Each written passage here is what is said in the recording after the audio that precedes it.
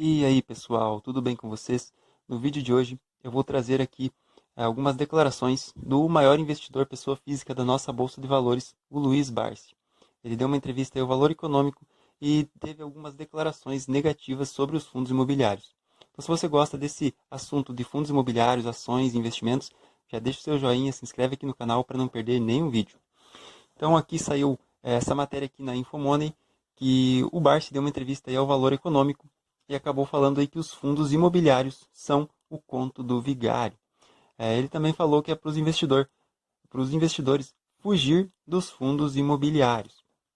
Isso repercutiu e alguns especialistas aí do mercado falaram, né, deram suas declarações sobre essa declaração que o Barsi fez. E aqui o primeiro que deu uma declaração foi o Rafael Vieira, falando que os fundos imobiliários são a porta de entrada do investidor de renda fixa para a renda variável.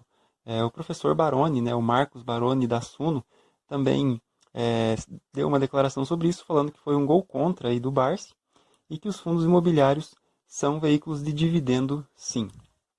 Então eu trouxe aqui 4 motivos pelos quais o Barsi não investe e não gosta de fundos imobiliários. E a gente vai comparar aí e analisar, ver se são válidos ou não esses motivos nos dias atuais. O primeiro motivo é a taxa de administração. Ele fala que corrói a rentabilidade no longo prazo. Então eu trouxe aqui como exemplo a VEG. Primeiro a gente tem que explicar o que é essa taxa de administração. A taxa de administração de um fundo imobiliário é uma taxa que é pago para a administradora do fundo fazer a gestão da carteira. Seria o salário que é pago, né, tirado ali dos aluguéis que o fundo recebe, e pago esse salário para a gestora poder gerir e administrar ali a carteira do fundo imobiliário. E nas ações a gente também tem isso. Nas empresas, olha aqui, você vê o conselho de administração, a diretoria estatutária e o conselho fiscal. Está aqui, salário e prolabore, conselho de administração, 2 milhões, diretoria estatutária, 2 milhões e conselho fiscal, 432 milhões, 432 mil. Então, ele também tem uma taxa de administração aí nas empresas. Ela é um pouco diferente, né? Tá um pouco diferente, mas no fim do dia é a mesma coisa.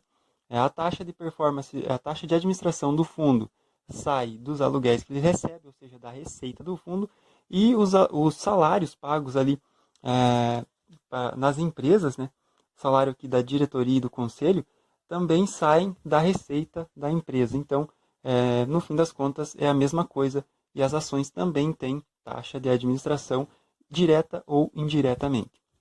O segundo motivo é uma experiência, é a falta de liquidez por conta de uma experiência negativa que ele teve aí com os fundos imobiliários. Ele comprou certa quantia de fundos imobiliários há alguns anos atrás e quando ele foi vender, ele teve problema com a liquidez. Então eu trouxe aqui 2 exemplos, o fundo MXRF11 e as ações da Copel CPL3. Vamos ver a rentabilidade dos dois e comparar. O fundo MXRF11 tem uma liquidez média de 7,518 milhões de negociações por dia. Já as ações da Copel têm 7,165 milhões de negociações por dia. É quase a mesma coisa, até o fundo aqui tem um pouquinho a mais de liquidez do que as ações da empresa, que é uma empresa bem negociada e nossa bolsa bem conhecida. Então, no quesito falta de liquidez, não tem muita diferença. É claro que se você for investir muitos milhões de uma só vez em um único fundo imobiliário, você pode ter sim uma experiência negativa também com a falta de liquidez.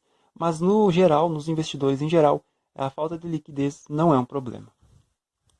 O motivo número 3 pelo qual o Barsi não gosta dos fundos imobiliários é opção pessoal. Ele não gosta mesmo, ele já deu declaração que ele não gosta mesmo de investir no setor imobiliário. Ele não se sente confortável investindo no setor imobiliário. E aí tudo bem, cada um tem a sua opção, cada um gosta, né, de investir aí no setor. Todo mundo tem, né, um setor que gosta mais, um setor que gosta menos. O quarto motivo para ele não gostar dos fundos imobiliários ele fala que tem uma baixa rentabilidade e diz que as ações têm um maior potencial de valorização. Eu concordo em partes aqui com ele. As ações têm sim um maior potencial de valorização, mas também tem um risco maior atrelado aí junto com esse potencial. Todo ativo do mercado financeiro que tem um potencial de valorização maior tem um risco maior atrelado a ele. É por isso que você tem que ter um ganho maior para correr um risco maior. E como exemplo, eu trouxe aqui os dois índices, né? Para não pegar uma ação específica e um fundo específico, eu peguei os dois índices, são o índice IFIX e o índice Ibovespa. Então, o índice IFIX ele foi constituído aí aproximadamente em setembro de 2012 e nesse período ele teve a rentabilidade de 80,48%. Então, vamos pegar aqui o Ibovespa e pegar aqui em setembro de 2012 para a gente ter uma comparação mais ou menos aí no mesmo período, né? Mais ou menos aqui em 2012 também. Vou pegar aqui dia 5 de outubro, 14 de setembro. Então vamos ver nesse período o Ibovespa teve uma rentabilidade de 68,10%. Ou seja, no mesmo período, o Ibovespa acabou perdendo aí na rentabilidade para o IFIX. É claro que esses índices não levam em consideração os proventos, dividendos, juros sobre capital próprio, no caso das ações também, mas dá para ter uma noção geral aí que os fundos imobiliários acabaram rendendo mais do que as ações, né? O IFIX contra o Ibovespa, o IFIX levou a melhor nesse período aí de 10 anos aproximadamente, quase 10 anos. Então, uma conclusão aqui de tudo isso. A conclusão é que não podemos nos basear apenas nos eventos passados, porque antigamente era muito mais difícil investir em fundos imobiliários. Hoje a gente tem muita informação, tem muita tecnologia, né? Tá tudo na palma da mão e a gente consegue analisar muito melhor um fundo imobiliário hoje. Inclusive você consegue entrar em contato com a gestão para pedir informações caso você queira. Cada investidor tem um perfil e cada um tolera um certo grau de risco. Alguns preferem fundos imobiliários por ter um risco menor e talvez até aceitem uma rentabilidade menor, se for o caso, para correr um risco menor. Já tem pessoas que têm um perfil mais arrojado e preferem investir mais em ações, mais em ativos de risco, para ter uma rentabilidade, né, maior no futuro. Então esse foi o vídeo de hoje. Se você tiver alguma dúvida, alguma pergunta, deixa nos comentários. E até o próximo vídeo, pessoal. Valeu!